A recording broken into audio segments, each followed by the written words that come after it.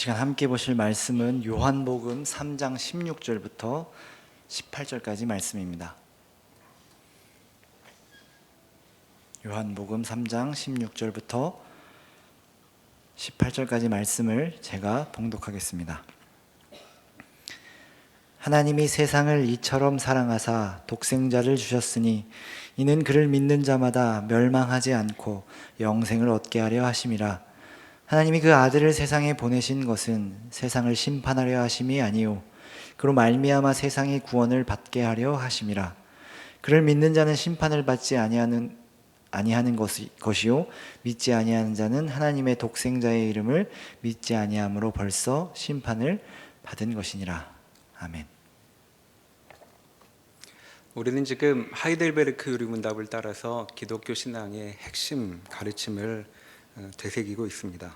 지금 우리가 들어선 대목은 죄와 비참함 가운데 빠진 우리가 어떻게 구원을 받는가 하는 주제가 됩니다.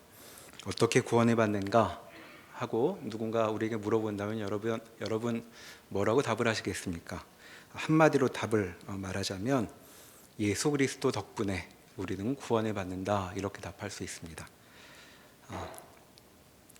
예수 그리스도 덕분에 구원을 받는다니, 그럼 대체 무슨 문제가 있었길래 답이 이렇게 되는 것인가 생각해 볼 수 있겠죠. 자, 우리의 문제는 죄와 비참함이라고 이야기했습니다. 자, 우리는 비참함을 먼저 살면서 실감하게 되는데, 이 비참함은 죄의 증상이라고 했습니다. 그리고 죄가 일으키는 근본적인 문제는 하나님의 진노였지요. 자, 인간을 향한 하나님의 뜻은 사랑하며 사는 것이었습니다. 하나님을 사랑하고 이웃을 사랑하는 것이었죠. 자, 이것이 삶의 기준으로 주어진 것입니다. 자, 우리는 살면서 주위에서 인정도 받고 또 내 존재감을 드러내고 싶습니다. 사람들이 내가 있다는 것을 알면 좋겠죠. 자, 달리 말하면 우리는 사랑받으며 살기를 원하는 것입니다. 자, 이것을 보면 사랑이 중요하다는 하나님의 뜻은 우리도 몸소 동의하고 있는 것 같죠. 자, 이렇게 인간을 향한 하나님의 뜻, 사랑하며 사는 것이 중요하다는 것은 이제 우리에게 새겨져 있는 것이 분명해 보입니다. 그런데 우리 삶의 실상을 보면 우리의 모습은 사랑보다는 미움이 삶의 힘이라는 것을 우리가 알고 있죠. 자, 사랑은 드물기만 하고 우리는 오히려 미움을 동력으로 삼아 살아갑니다. 자, 사랑은 좀채로 노력해도 잘 안 되는데 미움은 별다른 학습이 필요 없죠. 자, 다른 사람들의 못난 점을 발견하고 뒷담화를 하기 위해서 무슨 30학점 정도 들어야 되는 게 아닙니다. 특별한 과목을 수강하지 않아도 우리는 자연스럽게 그렇게 행동하죠. 자, 우리는 이렇게 자꾸만 많은 사람들의 마음을 아프게 하고 또 눈물도 나게 하는데, 자, 하나님께서 이런 짓을 그냥 두지 않으시겠다는 것이 성경의 가르침입니다. 자, 내가 흘리게 한 누군가의 눈물, 나는 그대로 지나치게 하지 않을 것이다 하는 것이 하나님의 말씀이죠. 자, 이렇게 설명해 보는 것이 죄가 불러일으키는 하나님의 진노에 대한 아주 초보적인 설명이라고 말할 수 있겠습니다.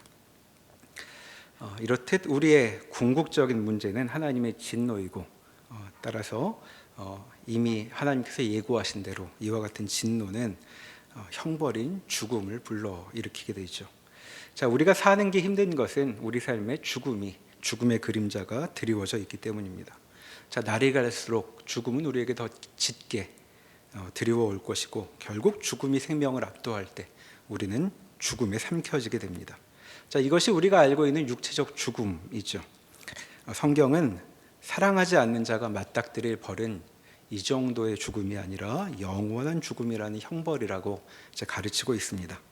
자, 영원한 죽음이 무엇인지 우리 머리로 다 알 수는 없지만 우리가 이 땅에서 겪는 것들을 통해 짐작해 볼 수 있죠. 우리가 살면서 겪는 불안, 슬픔, 또 허망함, 외로움, 고통 같은 것들이 모두 육체적 죽음의 예고편이었습니다. 그런데 영원한 죽음은 그 육체적 죽음조차도 그림자에 불과한 우리가 알고 있는 나쁜 경험의 극치, 그 너머에 있는 것이라고 우리가 짐작해 볼 수 있는 것이죠. 자, 이것이 우리의 문제였는데, 그렇다면 그리스도께서 이런 문제에 직면한 우리를 위해 무엇을 하신 것인가? 자, 주일학교 때부터 많이 배웠던 내용이 주님께서 하신 일입니다. 예수 그리스도께서는 우리가 받아야 할 형벌인 죽음을 우리를 대신해 죽으셨던 것이죠. 자, 죄는 죄인에게 마땅한 형벌을 요구하고 있습니다. 자, 그런데 그리스도께서 우리 자리에 서셔서 그 형벌을 치르심으로 죄인을 향한 요구를 만족시키셨다라는 것이 성경의 가르침이었고, 우리가 요리문답을 통해 다시 한번 되새겨본 내용이었죠. 자, 그러면 그리스도께서는 어떻게 그 일을 감당하셨는가? 요리문답은 예수님께서 그 일을, 우리를 대신하여 죽음이라는 형벌을 당하시는 일을 하나님이시자 인간으로서 감당하셨다, 그렇게 정리했습니다. 자, 성경에는 예수님께서 하나님이시기도 하고 동시에 인간이시기도 하다고 가르치고 있는데, 바로 이것이 우리의 구원과 관련된 사실이라고 요리문답은 지적했던 것이죠. 자, 예수님이 인간이셨던 이유는 인간의 형벌은 인간이 받아야 하기 때문이었습니다. 자, 성경은 인간은 참으로 존귀한 존재여서 인간의 잘못을 그 어떤 피조물도 대신할 수 없다고 이제 가르치고 있죠. 자, 구약 성경에 보면 인간이 잘못했을 때 이제 짐승을 바치는 동물 제사가 명령되고 있습니다. 자, 이것은 양 한 마리의 목숨이면 인간의 죄를 대신할 수 있다는 뜻이라기보다는 죄는 생명으로만 값을 치러야 그 죄 문제가 해결될 수 있다는 것을 보여주시는 초급 수준의 가르침이라고 우리가 이해해 볼 수 있습니다. 자, 이렇게 예수님은 인간이셨는데 동시에 하나님이기도 하셨죠. 왜 예수님이 하나님이셔야 했는가? 그것은 죄에 대한 형벌의 무게가 참으로 무거웠기 때문입니다. 자, 죄인의 죄, 우리가 짓는 죄는 우리 생각보다 훨씬 무거운 것이죠. 그뿐 아니라 이 세상에는 죄인의 수도 참으로 많이 있습니다. 자, 그러니까 예수님께서 하나님이신 것은 예수님 한 분의 죽음으로 우리 모두의 죄를 대신 짊어지시기 위해서 필요했던 것이죠. 자, 물론 예수님의 죽음에는 이거보다 더 많은 의미들이 담겨 있겠지만 요리문답은 먼저 이전부터 출발점으로 삼고 있습니다. 자, 예수님께서 하나님이자 인간으로 우리의 형벌을 대신 지셨다는 사실은 그저 구원을 어떻게 받는가 하는 문제에만 관련된 것이 아니라 그 사실 자체만으로도 우리에게 큰 위로를 전해준다고 말할 수 있겠습니다.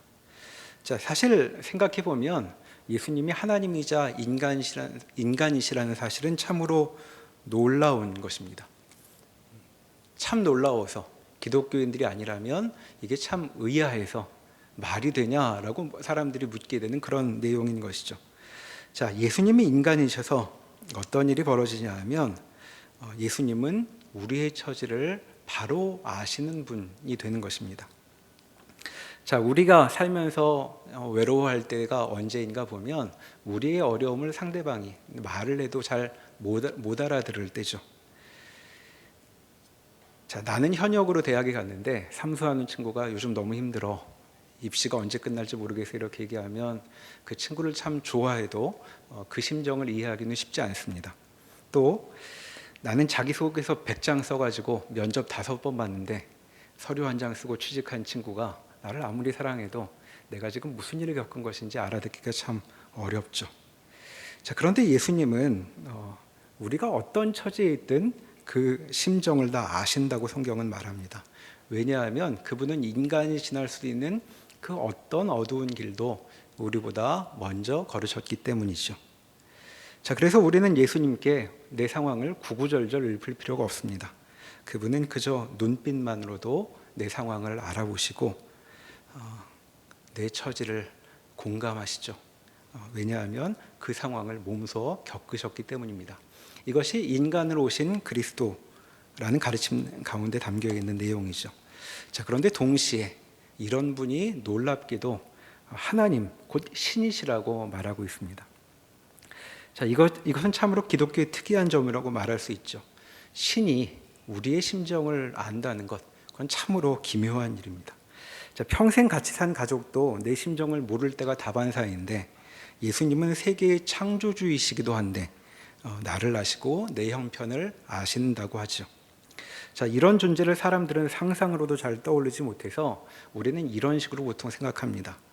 나와 얘기가 통하려면 예수님이 신이 아니라 나만큼 작은 존재가 되어야 될 것처럼 생각합니다. 한편 신이 신답게 그 스케일을 유지한다면 나같이 자잘한 건 그 앞에서 얼쩡거리면 안 된다고 생각하기 쉽죠. 자, 그런데 예수님은 인간이시면서도 신이시라고 말하여서 그렇게 크신 하나님께서 우리에게 관심을 기울이시고 우리에게 구원을 가져다 주신다고 말하고 있는 것입니다. 다시 요리문답의 내용으로 돌아와 보면 예수님은 하나님이자 곧 신이시자 인간으로서 우리의 구원자가 되신다고 말하고 있는 것입니다. 우리가 구원이라는 말을 우리 삶의 입에 올리는 것은 바로 이와 같은 일이 이미 벌어졌기 때문이죠. 자, 이런 맥락 속에서 오늘의 주제로 넘어가게 됩니다. 자, 요리문답 20문답을 함께 보시겠습니다. 제가 문제를 읽으면 소리를 내서 천천히 답을 읽어주시면 좋겠습니다. 자, 그러면 아담 안에서 모든 사람이 멸망한 것처럼 그리스도를 통하여 모든 사람이 구원을 받습니까? 그리스도에게 연합되어 그의 모든 은덕을 받아들이는 사람들만이 구원을 받습니다.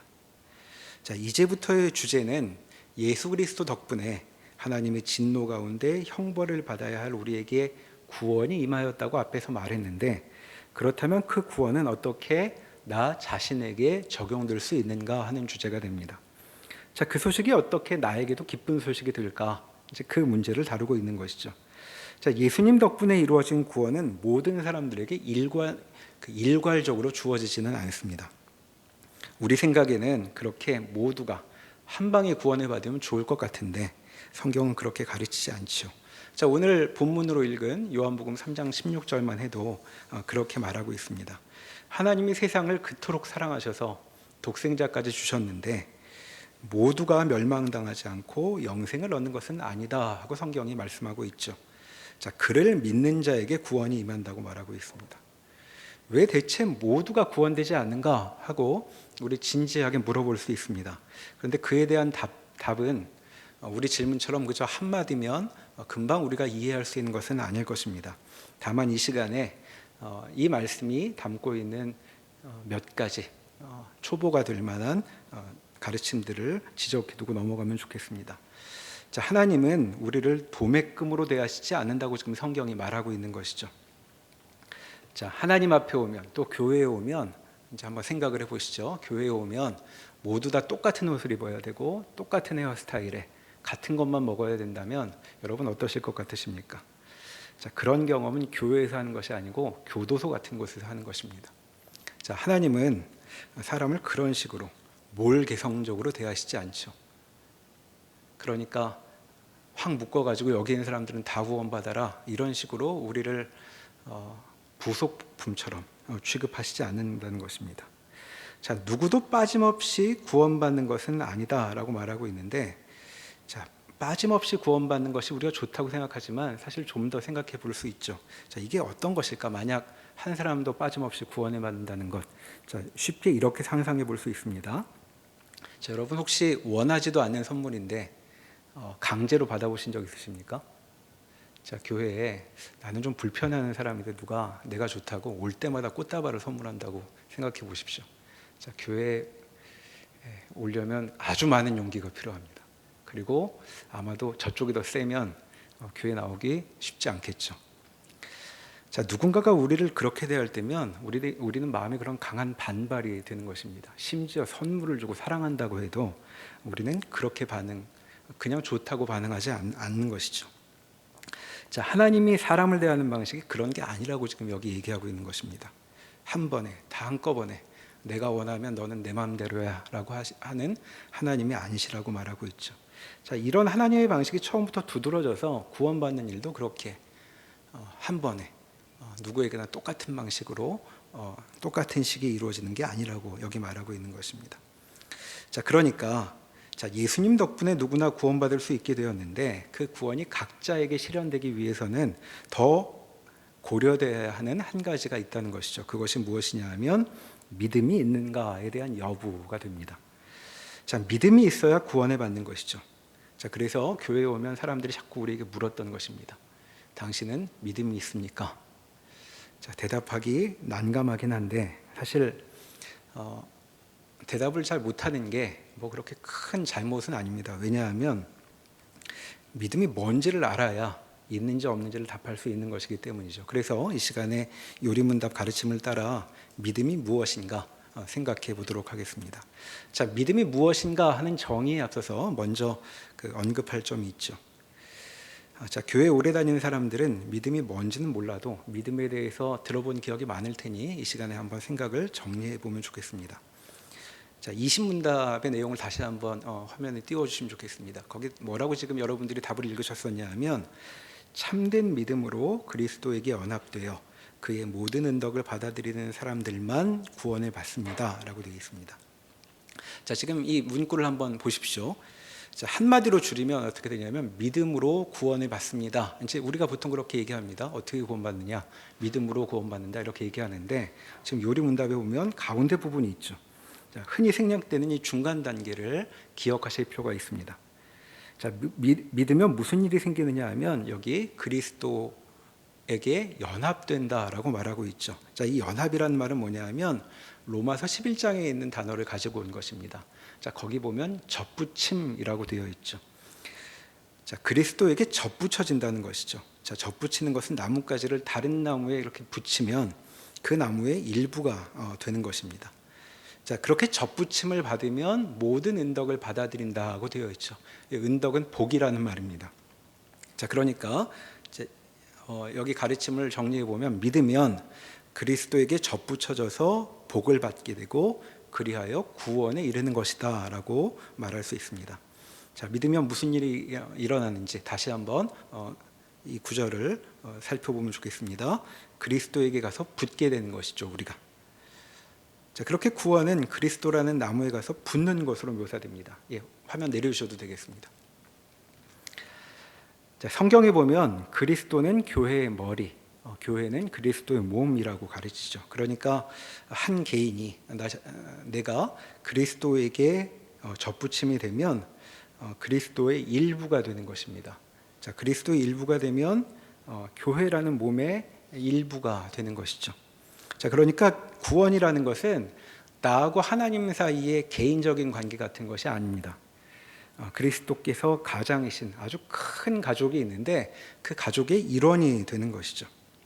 자, 그래서 요즘 흔히 들을 수 있는 아마 이런 얘기들 이제 종종 들으시게 될 텐데 나는 하나님도 믿고 그리스도도 믿지만 교회는 안 다녀 같은 말을 종종 듣게 될 텐데 이제 이 말에 대해 생각해 볼 수 있는 것이죠. 자, 이런 말은 심정은 이해하지만 틀린 말입니다. 왜냐하면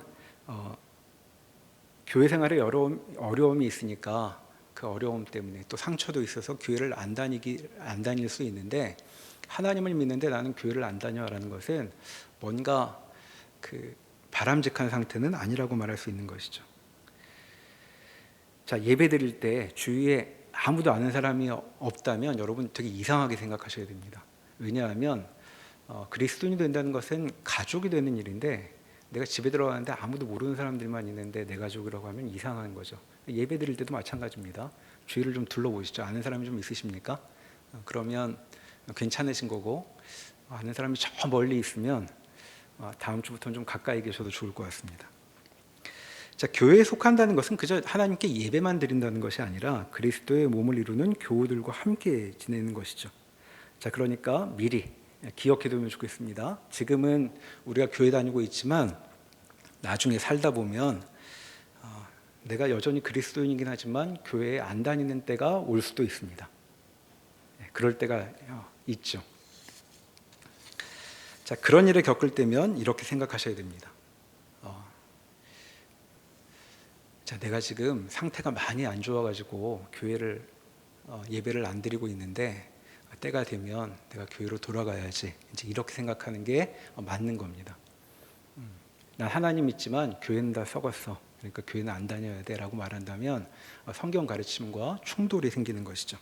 그러니까 혹시 예배를 못 드릴 때가 되면 안 드리고 있는 때가 되면 내가 지금 잘못하고 있구나 정도는 알면서 잘못해야 맞습니다. 자, 하나님은 우리를 오래 기다려주시는 분이니까 우리의 심경도 헤아려 주시고 우리가 어떤 과정을 겪어가도록 인내해 주실 것이지만 틀린 건 틀린 거죠. 자, 신앙이란 믿음을 갖게 되면 어디에 들어오는가? 교회에 들어온다는 것을 먼저 기억하면 좋겠습니다. 자, 한 가지 더 짚을 부분이 있죠. 그러니까 그것은 믿음으로 구원을 받는다라는 말이 무슨 뜻인가 하는 것입니다. 자, 여러분 오직 믿음이라는 말 들어보신 적 있으십니까? 예, 교회 다니는 분들 들어봤을 텐데, 자, 이 말이 무슨 뜻인지 생각을 해봐야 됩니다. 자, 오직 믿음 그러면 우리는 어떻게 이해하냐면 우리는 다른 것이 아니라 믿음으로만 구원을 받는다, 이제 이런 뜻으로 이해하고 있습니다. 틀린 뜻은 아닌데, 자, 혼동을 하면 안 됩니다. 뭐하고 혼동을 하면 안 되냐면 앞에서 보았듯이 우리가 구원을 받는 것은, 구원되는 것은 예수 그리스도 덕분이죠. 그러니까 우리의 힘이 아니라 그분의 힘으로, 그분의 능력으로 구원을 받는 것입니다. 자, 이 사실을 가리키는 말이 오직 은혜라는 말입니다. 내 힘이 아니라 그리스도의 힘으로 구원을 받는다는 것. 자, 그러면 대체 오직 믿음은 무슨 뜻일까요? 오직 은혜와는 뭐가 다른 것일까요?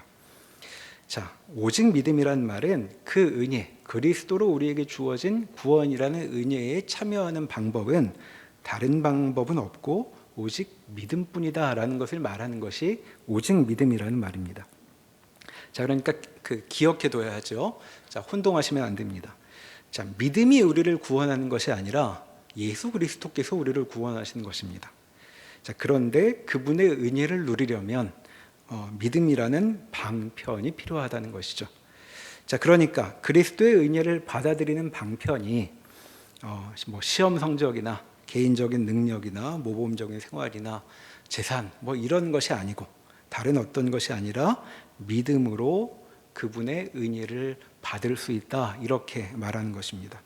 그러니까 오직 믿음이라는 말은 하나님께서 내게 주시는 그 좋은 것들을 받아들이는 방식은 믿음으로만 가능하다라는 것을 뜻한다는 것을 이 시간 좀 다시 한번 짚어보면 좋겠습니다. 자, 그러면 이제 믿음이 무엇인가 그 다음 문답을 통해 살펴보도록 하겠습니다. 21문을 함께 살펴보죠. 제가 문제를 읽으면 답을 또 읽어주시면 좋겠습니다. 2페이지니까 천천히 읽어주시면 되겠습니다. 참된 믿음이란 무엇입니까? 참된 믿음은 하나님께서 그의 말씀에서 우리에게 계시하신 모든 것이 진리라고 여기는 확실한 지식이며 동시에 성령께서 복음으로써 내 마음에 일으키신 굳은 신뢰입니다. 곧 순전히 은혜로 오직 그리스도의 공로 때문에 하나님께서 죄 사함과 영원한 의로움과 구원을 다른 사람뿐 아니라 나에게도 주심을 믿는 것입니다. 자, 지금 두 부분으로 되어 있는데 믿음의 구성 요소 두 가지를 여기 말하고 있습니다. 자, 두 가지를 이야기하고 있는데 방금 읽어본 답에 나와 있는 것처럼 첫 번째는 확실한 지식이고 또 하나는 굳은 신뢰라고 되어 있죠. 자, 이렇게 두 가지 구성 요소가 있다고 얘기하고 있습니다. 자, 먼저 지식이라는 부분부터 살펴보죠. 자, 우리에게는 계시가 있습니다. 자, 성경 말씀이 계시죠. 자, 계시라는 것은 열어 보인다는 뜻입니다. 자, 다른 수로는 도무지 인간이 알 수 없는 것인데 하나님께서 말씀하셔서 가르쳐 주셔서 알게 되는 것, 이제 그것을 계시라고 부릅니다. 이를테면 이런 것이죠. 세계는 시작이 있는가? 또 세계는 결국 어떻게 될 것인가? 이 세계와 이 세계의 역사에는 무슨 뜻이 있는 것일까? 있다면 그 뜻은 무엇일까? 또 인간은 왜 생겨났으며 인간의 끝은 어떻게 될 것인가?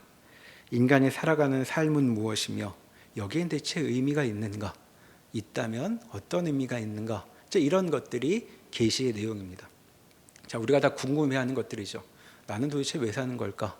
작게는 이런 질문부터 시작해서 우리는 대체 왜 사는 것일까? 지구는 대체 왜 하염없이 이렇게 자전을 하고 공전을 하는 것일까? 이런 것들이 다 우리의 질문인데 이런 질문에 대한 답을 계시가 담고 있는 것이죠. 자, 우리가 다루고 있는 인간은 어떻게 구원될 수 있는가 하는 것도 계시가 답하고 있는 질문이 됩니다. 자, 성경은 하나님이 알려주시지 않으면 도무지 알 수 없는 그런 답을 담고 있는 것이죠. 이를테면 예수 그리스도께서 우리에게 구원을 주신다라는 것은 성경이 아니면 우리가 알 수 없는 그런 내용이었습니다. 자, 그런 계시가 진리라고, 사실이라고, 거짓이 아니라 사실이라고 받아들이는 것, 즉 그것이 여기서 말하는 믿음의 첫 번째 부분, 확실한 지식이라는 것입니다. 자, 화면 내려주셔도 되겠습니다. 자, 그러니까 믿음이 있으려면 이 첫 번째 부분이 있어야 되는 것이죠. 확실한 지식. 그런데 좀 더 상세히 보면 이 확실한 지식이라는 내용은 다시 둘로 구분할 수 있습니다. 뭐냐 하면, 자, 지식의 내용이 있고 그 지식에 대해 동의하는 두 가지 단계가 여기 있습니다. 자, 첫째는 계시의 내용이 무엇인가 하는 것이죠. 자, 계시의 내용을 모르고 믿음이 생기지는 않습니다. 자, 그러니까 혹시 나는 믿음이 없는 거 아닐까? 이렇게 질문하시는 분 중에 내가 그런 분들이 있다면 이 질문을 함께 해야 됩니다. 나는 하나님의 말씀을 얼마나 알고 있나 하고 다시 물어야 하는 것이죠. 자, 생각해보니 아는 게 별로 없네 싶으시면 믿음이 없다는 게 정상입니다. 자, 아는 것도 없는데 믿음이 강하다고 느끼면 오히려 그게 문제죠. 뭘 믿는지 모르는데 믿음이 강할 수는 없는 것이기 때문입니다. 자, 그렇게 계시의 내용이 먼저 있어야 하는 것이고, 그렇게 계시의 내용을 알고 나면 그 다음 단계가 있죠. 그것은 그 사실에 동의가 되는가 하는 이제 그 다음 질문을 하는 단계입니다. 자, 여러분들, 우리가 성경에서 배운 사실들이 많이 있습니다. 이를테면 하나님은 선하시다, 인간은 죄인이다, 구원은 예수 그리스도로 가능하다, 죽어도 우리는 소멸하지 않는다, 뭐 이런 것들이 계시에 담긴 지식의 내용입니다. 그런데 이런 말을 들으면 거기에 내가 동의하는가를 물어야 하는 것이죠. 자, 동의가 될 때 믿음이 있다고 하는 것입니다. 자, 지식이 있다고 꼭 동의가 된다는 법은 없습니다. 자, 전공이 이슬람교인 어떤 교수님이 기독교인일 수 있죠.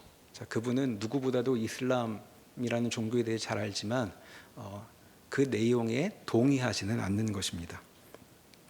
자, 누구보다도 그 내용을 잘 알아도 그 내용이 맞는 것은 아니라고 생각할 수 있는 것이죠. 자, 이런 경우에는 지식은 있지만 동의는 없는 상태가 됩니다. 자, 믿음이란 지식만 있는 것이 아니라 그 지식에 대한 동의가 있어야 성립이 되는 것이죠. 자, 그럼 나는 동의하고 있나? 누가 물어보면 여러분 뭐라고 답하시겠습니까? 좀 당황스러울 수도 있습니다. 왜냐하면 우리한테 질문이 많이 있기 때문이죠. 자, 교회에서 매주 교회에 나와 설교도 듣고 성경 공부도 하고 그러면 의문이 많이 생깁니다. 자, 그럼 어떻게 할까요? 자, 이건 그리 큰 문제가 아닙니다. 원래 그런 게 자연스러운 것이죠. 왜냐하면 계시의 내용은 그냥 한번 딱 들으면 금방 알아챌 만큼 그렇게 간단한 내용이 아니기 때문입니다. 자, 동의란 금방 되는 게 아니죠. 처음부터 받아들여지지 않는 게 오히려 자연스러운 일입니다.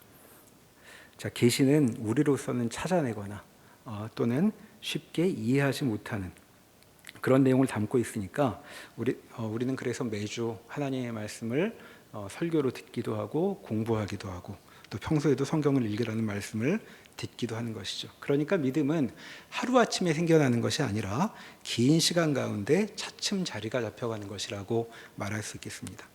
자, 도무지 동의가 안 되면 청년부에 나오셔서 친구들하고 토론도 많이 해보시고 목사님께 문의하기도 하고, 자, 그렇게 해서 내 질문에 대한 답이 무엇인가를 찾아 따라갈 필요가 있습니다. 자, 우리는 생각보다 뛰어난 존재여서 어떤 이야기를 듣고 되게 어마어마한 질문을 할 때가 많이 있습니다. 하나님 말씀 듣고 이런 것 아니에요? 이제 이렇게 질문을 하는 경우가 있는데 보통 그 질문이 그렇게 간단한 게 아니죠. 어떤 질문들은 지난 수백 년 동안 우리 신앙의 선배들이 탐구해온 주제인 경우도 있고, 생각보다 똑똑하지 않습니까? 그런 질문을 대번에 알아채고 질문을 하다니.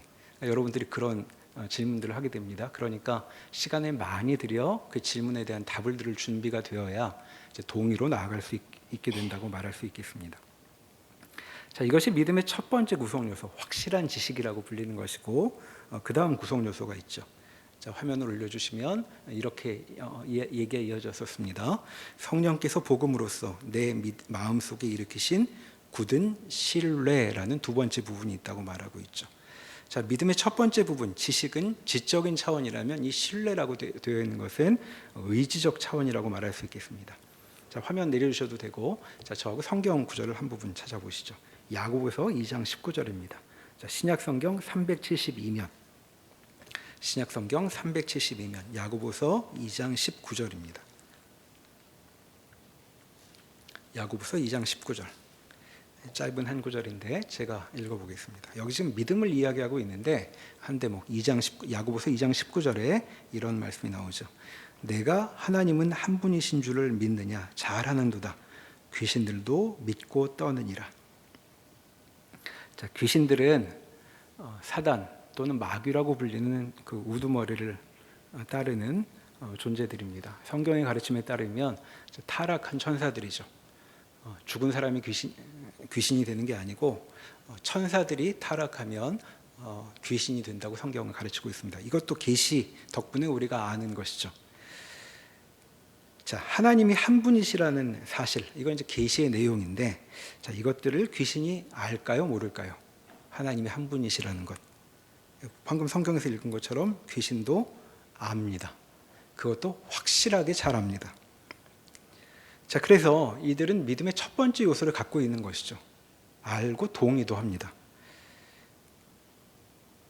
자, 그들에게는 우리보다 더 분명한 지식이 있죠. 우리로서는 도달할 수 없는 확실한 지식을 갖고 있습니다. 왜냐하면 우리는 감지하지 못하는 눈에 보이지 않는 세계도 귀신들은 알아채기 때문이죠. 자, 그러니까 하나님이 계신지 한 분이신지는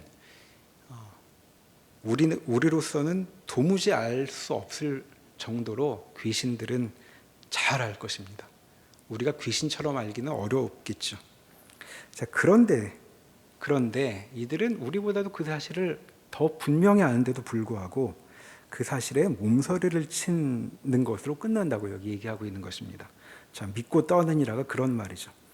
자, 그들은 하나님이 계시는 것을 분명히 알고 있는데 그저 두려워 떨기만 합니다. 무슨 말이냐 하면 하나님만 유일하신 신, 전능한 분이라는 것을 안다면 그분을 경배하고 그분의 뜻대로 사는 것이 맞을 텐데 귀신들은 그저 두려워하기만 할 뿐 그분께로 돌아올 생각을, 그분의 뜻대로 살 생각을 하지 않는다는 것이죠. 자, 이것이 귀신들에게는 없는 믿음의 두 번째 부분, 굳은 신뢰라고 불리는 내용이 되는 것입니다. 자, 굳은 신뢰란 계시에 담긴 복된 소식을 듣고 그 소식을 기뻐하며 그 내용에 의지해 살아가는 것, 그리고 더 나아가 그 소식을 주신 하나님과 예수 그리스도를 신뢰하는 것을 뜻하는 것이죠. 자, 여기서 다시 문구, 이 굳은 신뢰에 대한 설명의 문구를 다시 보겠습니다. 화면을 올려주시면 이렇게 설명했죠. 성령께서 복음으로써 내 마음속에 일으키신 굳은 신뢰라고 말하고 있습니다. 예, 앞에 거여야 될 것 같습니다. 지금 올려주신 성령께서 복음으로써 내 마음에 일으키신 굳은 신뢰라고 설명하고 있죠. 자, 이 신뢰는 어떻게 생기냐 하면 복음을 통해 그리고 성령 하나님께서 주실 때 생긴다고 말하고 있죠. 그러니까 신뢰가 생겨라 이렇게 내가 마음 먹기만 하면 되는 일이 아닌 것입니다. 자, 앞에서 확실한 지식에 이르려면 열심히 계시의 말씀에 집중하고 또 배우고 살펴야 한다고 말씀드렸습니다. 자, 지식과 그에 대한 동의는 복음을 배워갈 때, 계시에 담긴 복음을 배워갈 때 생겨나는 것이죠. 그런데 이 과정은 그저 우리만 하는 일이 아니라고 성경은 말합니다. 우리끼리 공부하고 토론하는 것이 아니라 그런 과정 가운데 성령의 역사가 있다고 말하고 있는 것이죠. 자, 그래서 믿음이 신뢰까지 이르러 참된 믿음이 되는 것은 성령께서 이루시는 일입니다. 자, 앞으로 그럼 성령께서 어떻게 역사하시느냐를 배울 텐데 화면 내려주셔도 되겠습니다. 자, 신앙생활이라는 것은 성령께서 주시는 수단을 따라 행해져야 하는 것이죠. 자, 성령께서 우리에게 은혜를 베푸시기 위해 주시는 수단은 세 가지가 있습니다. 말씀과 성례와 기도가 그것이죠. 자, 성경 말씀으로 설교를 듣고 읽고 공부하는 것, 그리고 세례와 성찬에 참여하는 것, 그리고 주께서 가르치신 대로 기도하는 일을 통해 믿음이 생겨난다. 이제 이렇게 요약하고 있는 것이죠. 자, 그러면 신뢰가 필요하다고 했는데 그 신뢰의 내용은 무엇인가? 자, 이어지는 내용이 그것을 담고 있습니다. 자, 하나님께서 죄 사함과 영원한 의로움과 구원을 다른 사람뿐 아니라 내게도 주셨다는 것. 이제 이것이 신뢰의 내용이 됩니다. 자, 어떤 신뢰를 갖고 있는가? 하나님께서 우리에게 이러이러이러한 것들을 주신다. 나에게도. 이제 이것이 신뢰의 내용이라는 것이죠. 자, 그러니까 믿음이 있다는 것은 그리스도를 통한 구원의 은혜가 내게도 임했음을 이제 받아들이는 것이라고 여기 얘기하고 있습니다. 자, 그런데 여기서 좀 곰곰이 생각해 볼 만한 흥미로운 대목이 있습니다. 그건 뭐냐 하면 신뢰를 가져야 한다고 말하는 것이 좀 이상해 보입니다. 신뢰를 가져라. 자, 하나님께 대한 신뢰를 가져라. 주께서 그걸 주실 것이다 라고 말씀하고 있는 것이죠. 자, 우리는 살면서 누구라도 나를 좀 위로하고 격려해 주기를 바라는 마음이 우리에게 있습니다. 왜 그런 마음이 자꾸 있을까요? 없어서 그렇죠. 도무지 위로도 격려도 잘 없기 때문입니다. 나를 위로해 주는 사람도 적고, 화면 내려주셔도 되겠습니다. 자, 나를 위로해 주는 사람도 없고, 그리고 위로할 만한, 격려할 만한 근거도 별로 없기 때문이죠. 그렇게 사는데 무슨 위로가 가능할까 하는 생각을 우리가 하기 때문입니다. 그래서 우리가 보통 경험하는 위로는 그저 말뿐일 때가 많죠. 왜냐하면 내가 그 어려움을 이겨낼 저력도 없고, 그리고 나에게 위로의 말을 건네는 이도 나에게 줄 게 별로 없기 때문입니다. 자, 그런데 성경은 뭐라고 말하냐 하면 굳은 신뢰를 성령 하나님께서 우리에게 주신다고 말하고 있죠. 자, 표현을 좀 더 쉽게 바꾸면 이런 얘기입니다. 성령께서 우리에게 뭐라 그러신다는 것이냐 하면 내 어깨에 기대라, 이런 말씀을 하신다는 겁니다. 자, 어떻게 신뢰가 가능할까요? 그럴 만한 근거가 나한테도 없고 나를 위로해 주는 사람에게도 없는데 어떻게 신뢰할 근거가 있는가? 자, 성경이 믿음에서 굳은 신뢰를 말할 수 있는 이유는 하나님께서 그렇게 의지해도 될 수 있도록 책임지시겠다는 하나님의 이제 뜻이 여기 담겨 있는 것이죠. 자, 그러니까 신뢰라는 주제에서 중요한 것은 내가 빨리 신뢰를 해야 될 텐데, 믿음이 있어야 될 텐데 같은 이제 그런 내용이 아니고, 더 중요한 것은 신뢰할 근거가 있다는 사실입니다. 자, 그리스도를 통한 하나님의 은혜가 있으니, 자, 그리스도께서 너를 위해 구원을 마련하셨으니 마음껏 기대라 라는 말씀이 이 믿음이라는 말 가운데 담겨 있는 것이죠. 자, 우리는 이런 얘기를 대개는 판타지라고 부릅니다. 자, 누가 지갑에서 카드를 꺼내주며 내가 필요한 것 마음껏 사라. 나 알고 보니 한도가 없는 카드였던 것이죠. 자, 그런 일 실제로 벌어지지 않으니까 드라마 같은 데나 있고, 그리고 실제로는 우리는 그런 일은 우리에게 있을 것 같지 않으니까 복권을 삽니다. 뽑기나 해야 그런 일이 가능하지 누가 우리에게 그런 호의를 베풀겠는가? 그것이 우리 경험이죠. 그런데 지금 성경은 우리에게 뭐라고 말하냐면 믿음으로 그리스도께 붙어라, 이렇게 말씀하시는 것입니다. 자, 그리스도께서 든든히 서 계시니까 너는 뛰어 안겨도 된다, 이렇게 말씀하고 있는 것이죠. 자, 이것이 기독교 복음의 내용이라고 말할 수 있겠습니다. 대체 우리가 뭐라고, 우리하고 아시면 하나님께 무슨 좋은 일이 있길래 우리한테 뛰어 안기라고 말씀하시는가? 굳게 신뢰해도 된다고 말씀하시는가? 자, 이것이 우리에게 궁금증을 불러일으키는 놀라운 사실이기도 합니다. 자, 그런데 여기 또 하나 묘한 표현이 있죠. 방금 읽었던 대목에 이런 표현이 있습니다. 다른 사람뿐 아니라 나에게도 그런 굳은 신뢰를 주셨다라고 말하고 있죠.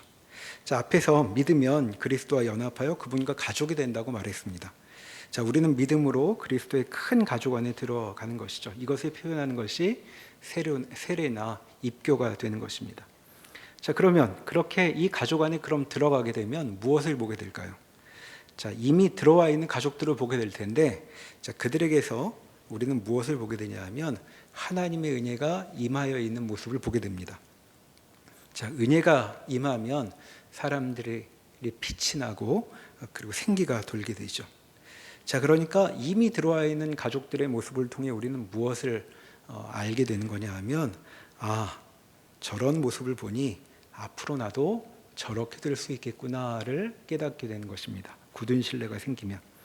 자, 자, 보통 우리는 멋있는 사람들 옆에 가면 주눅이 들죠. 그래서 아예 그 옆에 안 가려고 합니다. 그게 우리 심정인데, 지금 성경은 뭐라고 말하냐 하면, 교회로 부름을 받아 들어오면 거기에는 좋은 사람들이 많이 있다는 것이죠. 멋진 사람들이. 자, 교회는 경쟁의 자리가 아니라는 뜻입니다. 자, 우리는 살면서 좋은 것을 많은 사람들이 누리는 것은 상상도 해본 적이 없습니다. 자, 경제학 배운 분들은 익히 알 내용이죠. 좋은 것은 늘 희소하기 마련입니다. 별로 없죠. 자, 그래서 사람들은 그 희소한 것을 싸워서라도 얻어내는 것이 인생이라고 이해를 합니다.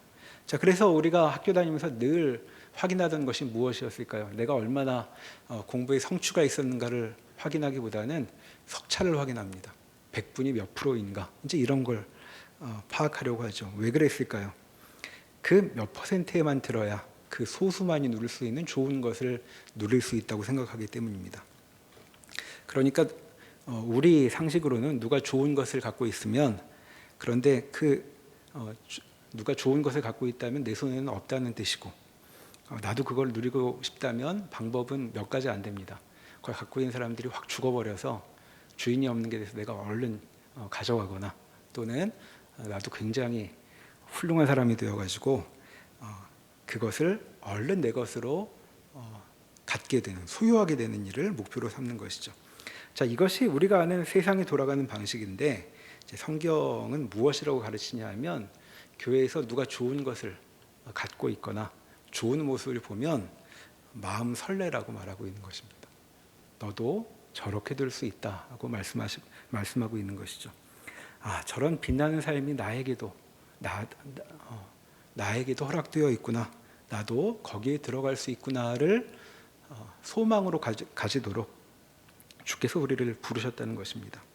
자, 교회는 경쟁하는 것이 아닙니다. 자, 인생의 지혜로 또 하나 얘기하는 것, 자, 콩 한 쪽도 나누어 먹어야 사이 좋은 것이라 그랬는데, 교회는 콩 한 쪽을 나눠 먹으라고 가르치는 곳이 아니고 좋은 게 자꾸 늘어난다고 가르치는 곳입니다. 자, 여러분들이 교회에 들어오면 기왕에 있던 좋은 분들에 더해서 여러분들이 하나님께서 기뻐하시는 아름다운 모습으로 변해갈 것입니다.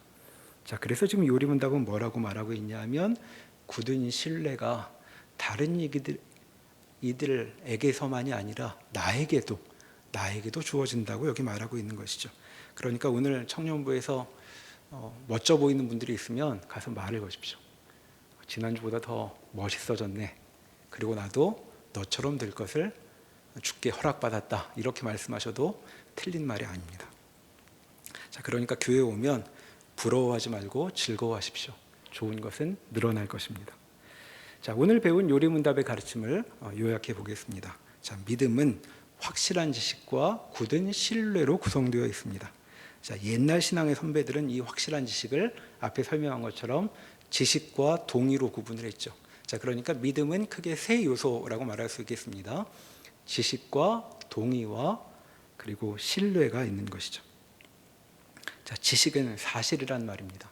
자, 하나님이 계시는 사실을 담고 있으니까 사실에 근거하여 그 사실에 동의하고, 그리고 그 사실로부터 신뢰의 관계를 갖게 되는 것, 그것이 믿음이라는 것이죠. 자, 그래서 믿음이 있다는 것은 계시의 내용을 충분히 알고 동의하며 그 내용을 기쁨의 근거로 신뢰하는 것을 말합니다. 자, 청년부에 있는 동안 우리에게 구원을 허락하신 하나님, 그 하나님께 나아가 예수님이 얼마나 좋은 분인지를 배우게 되면 좋겠습니다. 그렇게 믿음이 생겨나서 우리가 그저 외부인이 아니라 하나님의 은혜에 참여하는 자들이 되면 좋겠죠. 그 과정을 통해 성령 하나님께서 우리에게 역사하실 것입니다. 우리는 그런 소망을 갖고 있고, 그리고 이곳에서 그것을 경험하고 있는 중이라고 성경은 가르치고 있는 것이죠. 이제 마무리로 다음 시간에 예습 겸 그 다음 요리문답 내용을 살펴보겠습니다. 자, 22문은 그럼 믿음의 내용은 무엇인가, 무엇을 믿어야 하는가에 대한 내용을 말하고 있습니다. 자, 그러면 그리스도인은 무엇을 믿어야 합니까? 이 복음은 보편적이고 의심할 여지 없는 우리의 기독교 신앙의 조항들인 사도신경이 요약하며 가르쳐 줍니다. 자, 우리는 무엇을 믿는가라고 말하면 계시에 담겨 있는 복음을 믿는다. 이제 이렇게 말할 수 있습니다. 자, 그럼 복음이란 세계와 우리의 삶에 대한 기쁜 소식이라고 말할 수 있죠. 자, 그 복음의 내용이 사도신경으로 요약되고 있습니다. 우리가 매주 사도신경을 함께 고백하는 이유는, 자, 이건 기도도 아닌데 우리의 믿는 바를 다시 확인하는 것이죠. 우리가 이런 사실을 근거로 이 자리에 모여 있다고 말하는 것입니다. 자, 사도신경은 교회가 믿는 바가 무엇인지를 정리하고 있는 고백이죠. 자, 이것이 성경 가르침의 핵심을 담고 있는데, 이제 요리문답은 사도신경의 순서를 따라 우리가 무엇을 믿는가를 정리해 나가게 될 것입니다. 자, 이 과정을 통해 우리는 믿음으로 나아가게 되죠. 자, 믿음이 무엇인지 잘 모르겠다면 어디서부터 시작해야 할까요? 성경의 가르침, 계시로부터 시작해야 하는 것입니다.